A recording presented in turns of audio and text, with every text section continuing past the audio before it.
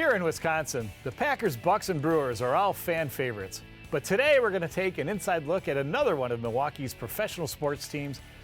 They reside downtown, but unlike the Bucks and the Brewers, this team uses a puck instead of a ball. In the next half hour, we'll explore the world of ice hockey through Wisconsin's fourth major sports team, the Milwaukee Admirals. So grab your pads and lace up your skates, because it's sure to be a barn burner. This is Face-Off in Milwaukee.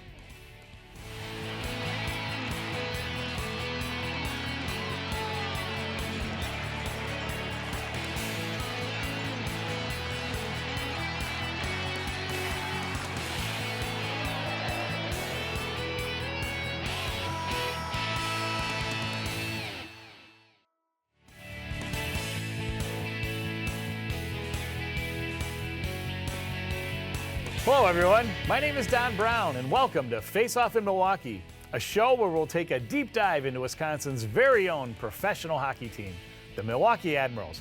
The Admirals, or the Ads, have been located in Milwaukee for over 50 years, but even with extensive time in the city, the team has been concealed from the spotlight. To get a better understanding of the Admirals and their proud history, our field reporter Shannon O'Dwyer will take you for a tour of where the Admirals call home.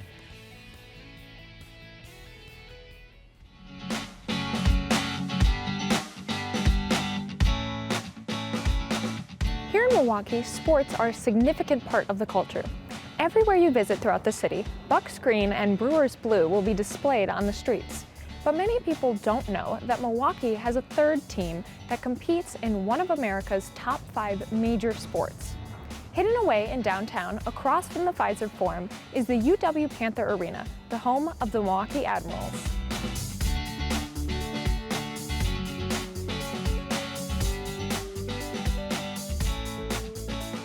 Founded in 1970, the Admirals, originally known as the Milwaukee Wings, have been a part of the American Hockey League since 2001. The team has been successful during their time in the AHL, making the playoffs in all but 3 seasons and winning the AHL championship in just their 3rd season in the league. The Admirals are also the top-level affiliate of the NHL's Nashville Predators. Almost 1/3 of the players that are currently on Nashville's roster have played for the Admirals at some point in their careers. Many notable NHL stars have also played for the Admirals. Players such as the legendary goaltender Pekka Rinne, 2-time Stanley Cup winner Patrick Hornqvist, and the NHL Hall of Famer Shea Weber have all spent time in Milwaukee.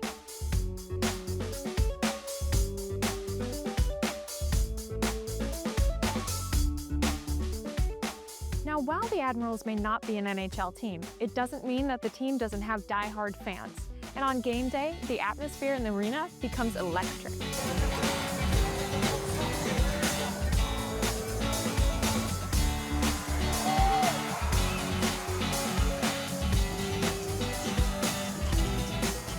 The Admirals are a team with a history rooted in the Milwaukee community. And with great staff, talented players, and such a supportive fan base, the Admirals will continue writing that history for years to come.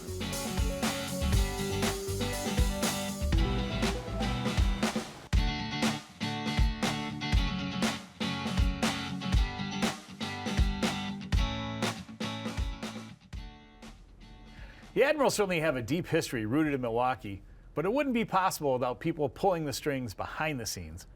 One person who has played a significant part in writing that history for the last 20 years joins us now in studio. Admirals President John Greenberg. John, thank you for coming on the show today. Absolutely. Thank you for having me. You bet. So John, what are some of your duties as Admirals President? Well, I represent the team at league meetings as alternate board of governor. Harris Turr, our owner, is our primary governor for the organization, but I'm the alternate and handle most of the league business. Okay. Certainly oversee all the different aspects of what we do for the team, serve as the team spokesperson.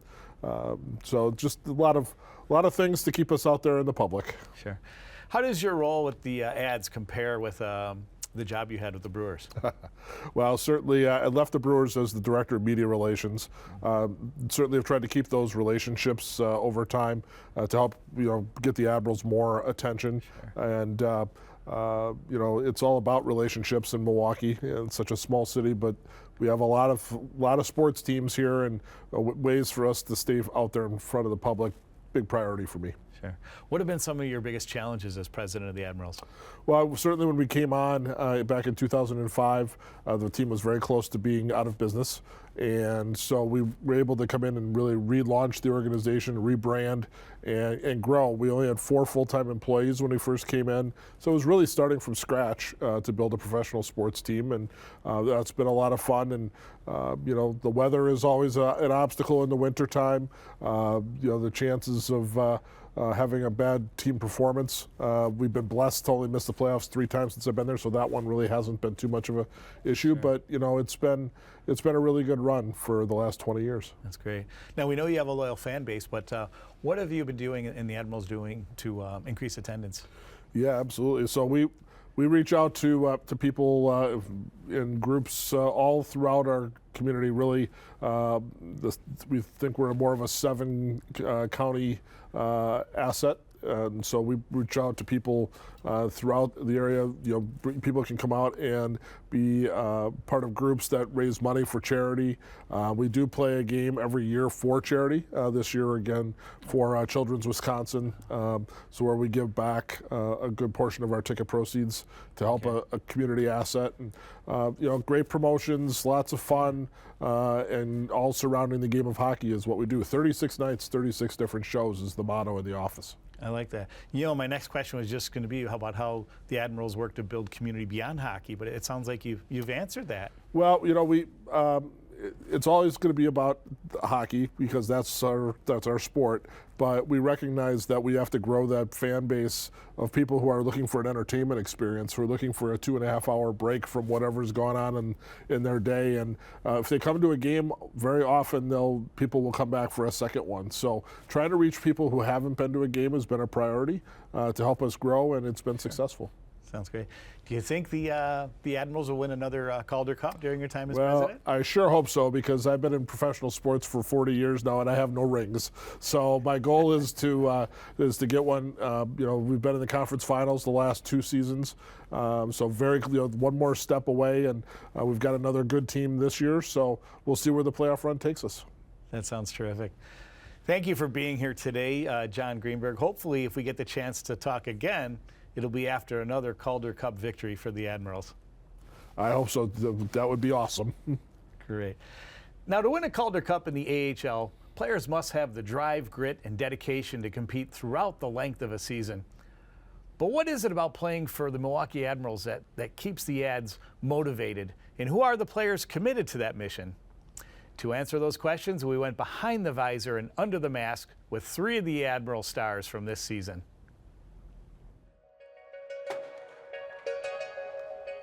Throughout the length of an AHL season, the Admirals roster will primarily hold anywhere from 25 to 32 players at one time.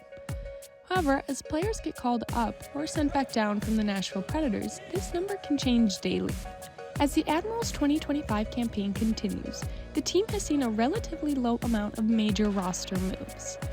3 of the players who haven't seen significant time away from the Admirals are forward Kiefer Bellows, center Jake Lucchini, and all-star goaltender Matt Murray. But unlike Kiefer Bellows, some players won't get the chance to be called up to the majors at all this season. And for Kiefer, that's the ultimate goal for him and his teammates.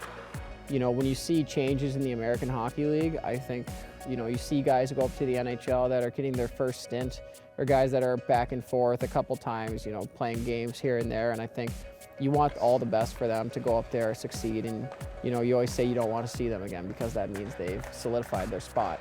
But I think one of the big things is it gives guys opportunities here that haven't been playing as much, that get a chance to really showcase themselves, to solidify themselves here. As the Admirals season progresses throughout the winter and spring months, players' physical and mental toughness will be tested. And one player who knows more than anyone about keeping their focus in tough situations is Admirals goaltender Matt Murray. I think it's just something that you're growing into and you learn to handle through time.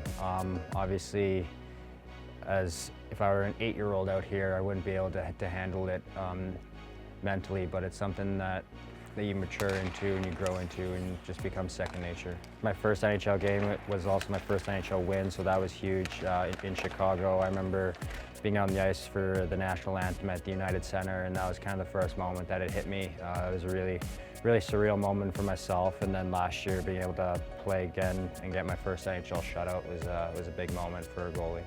And while Matt, Kiefer, and Jake may not play the same position out on the ice, they do all share one thing: their love for the city of Milwaukee. Playing, in Wisconsin, playing for Milwaukee's kind of been something that I've hoped would happen throughout my career. It's such a great city. The team's done, very well in the past few years. So me being a first-year guy here has been, really good for me. And, being a part of a winning culture. And, it's been, a few months, obviously, since the beginning of the year, but it's been, everything I thought it would be for sure. It's been good. It's definitely a change from what I've been used to, but it's been a good experience so far. It's a lively city, and I've enjoyed it. During my time in Milwaukee right now, I've loved the city, everything about it. I love spending time walking around when it was a little warmer out, but I love the city, and what I love about playing for the Admirals is just the fan base support that we have, and the way the organization treats us is fantastic. All three of these players have spent time living out their dreams of playing professional hockey. But even though they've already made it to the big stage, they haven't forgotten about the younger generation of hockey players wanting to be where they are now. For me, I love the game. I didn't know if I was going to play forever. I just wanted to enjoy every time I got on the ice when I was a kid or when I got older, and I think that's kind of a big thing that, I would say to a younger person is just try to enjoy it as much as you can. Play as long as you can and enjoy it.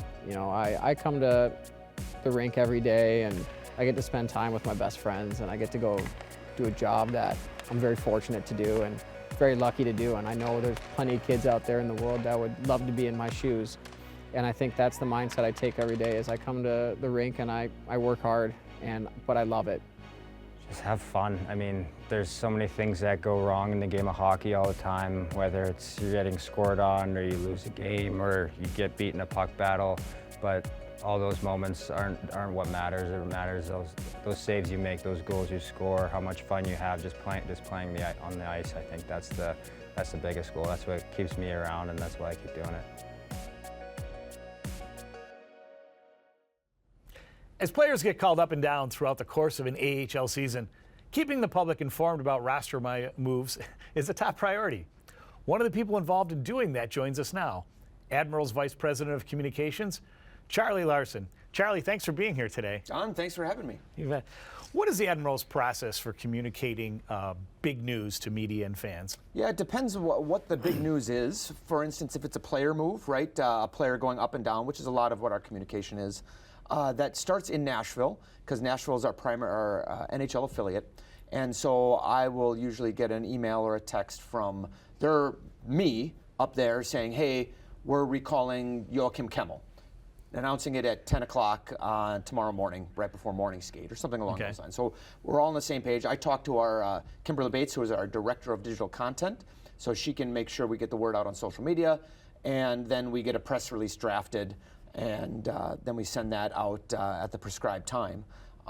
It's get it up. We put it up on our website as well. But there's a lot of transactions, especially this year. We've had a lot of roster moves up and down, so it keeps us on our toes.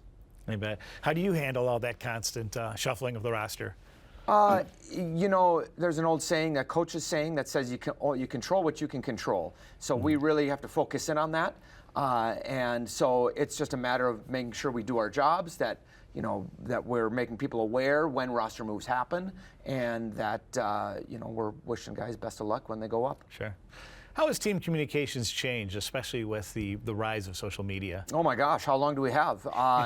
When I started with the Admirals in the 2000-2001 season, there wasn't social media.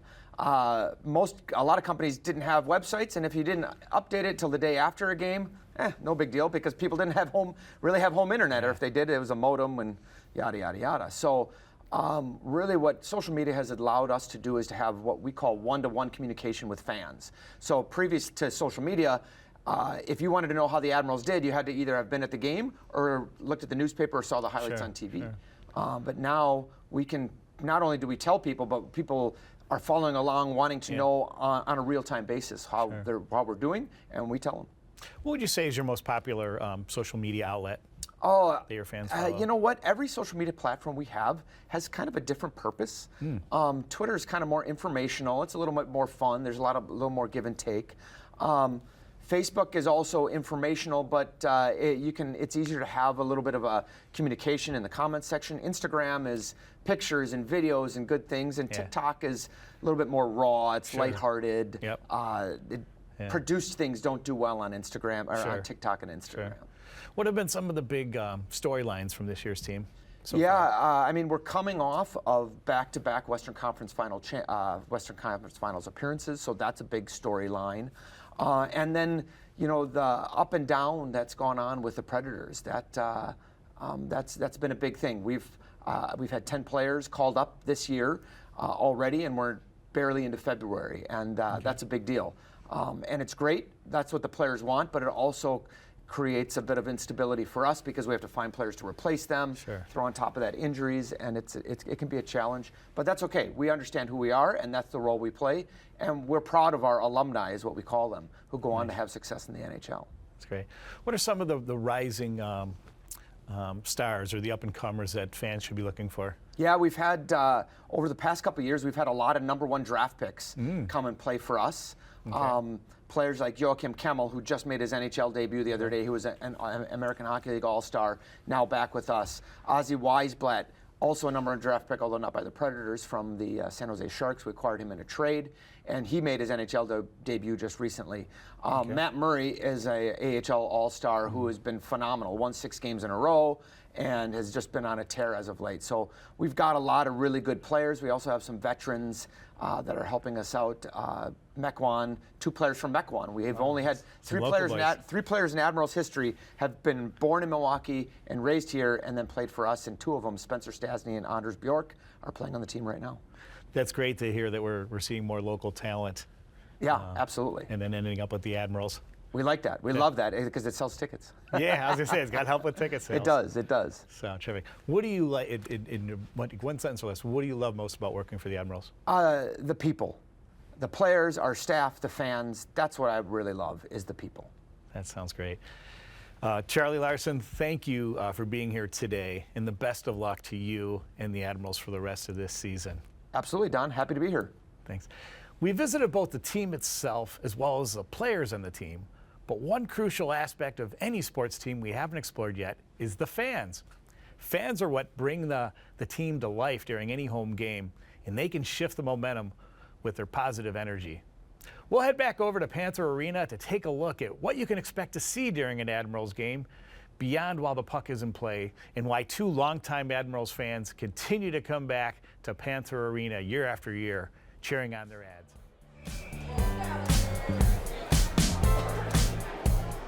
From the roars of the crowd during a goal to the symphony of cowbells heard throughout the arena over the course of a period, fans from the Milwaukee Admirals bring energy and passion to each and every game.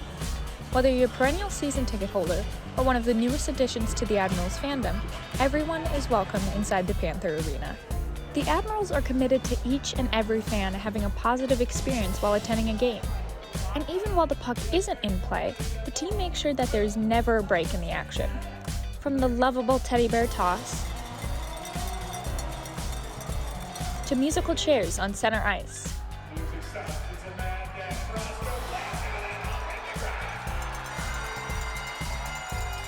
And Milwaukee's own human hockey puck.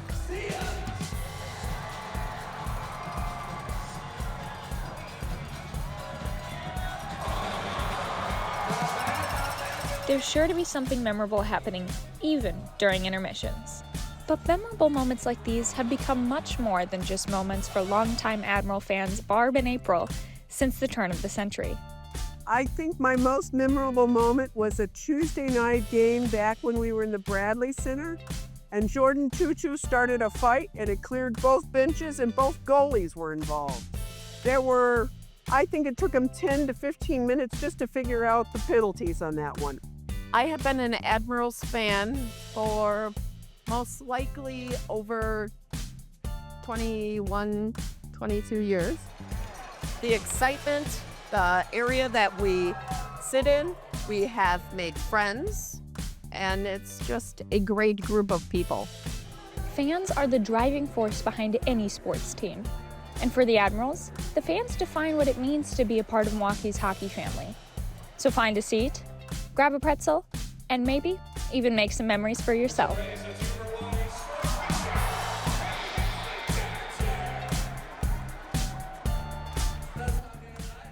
The Admirals go above and beyond to ensure that the fans are entertained during more than just the game itself.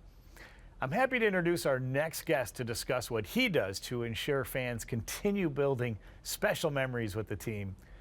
I'm talking about the Admirals' manager of entertainment, Nick Wojciechowski. Nick, thank you for joining us today. Thanks for having me.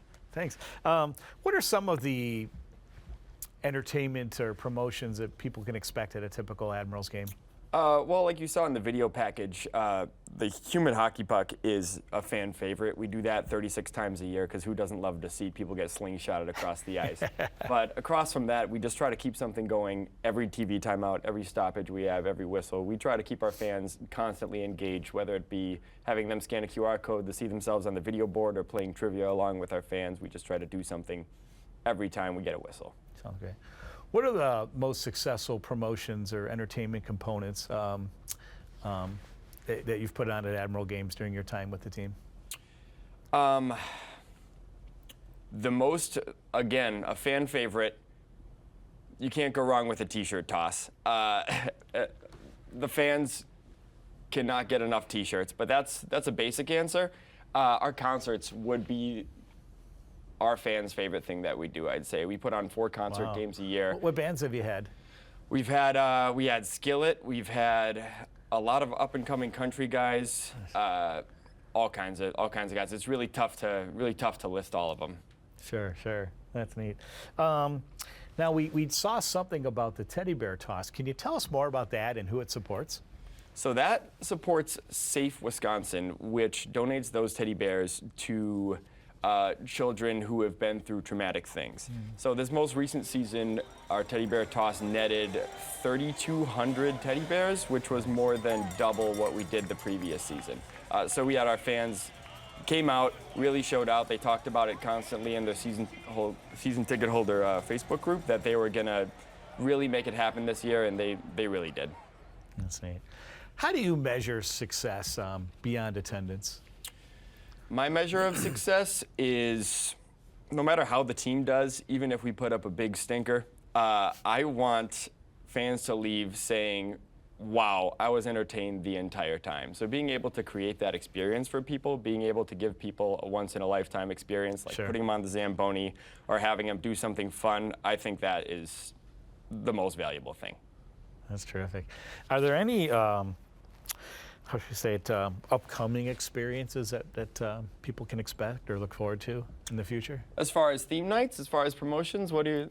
Sure, anything, yeah. I mean, yeah, let's start with theme nights. We got a lot of really cool theme nights coming up. We have Outdoors Night, which is a personal favorite of mine, which we bring out the DNR, they bring out live animals. We get snakes and turtles, and they bring out furs. They have a lot of interactive experiences and things that they do, and they've been great working with us, but I would say check our website. We have so many great theme nights coming up. That's great. Now, you are in your 12th year with the club, is that correct, with the Ads? That is correct. I started in the 13-14 season part-time, and then 18-19 full-time. And then we had your president, John Greenberg, who's in his 20th year, and then Charlie Larson was a guest. He's in his 25th year. Yeah. There's really a lot to be said about the quality of the organization that you've had been there for so long. Now, Charlie had to answer some tough questions about all these roster moves that happen when players get called up and down. Do you fear that could happen with the personnel, knowing the great job you're doing, that some of you might get called down to Nashville? If they call me up, I'll do what I have to do. You know that. But otherwise, we have a great staff, and sadly, none of us have been called up just because it's a different ownership group, but if we could, I'm sure that they would. Now, did you play hockey in your youth? No, I did not. Wow. How did you get involved with the Admirals? Family business is what I'll say. My dad worked there. My sister worked there, so it just kind of the family tradition. Yeah, it was kind of an organic thing for me to start working there and entertaining people on a large scale.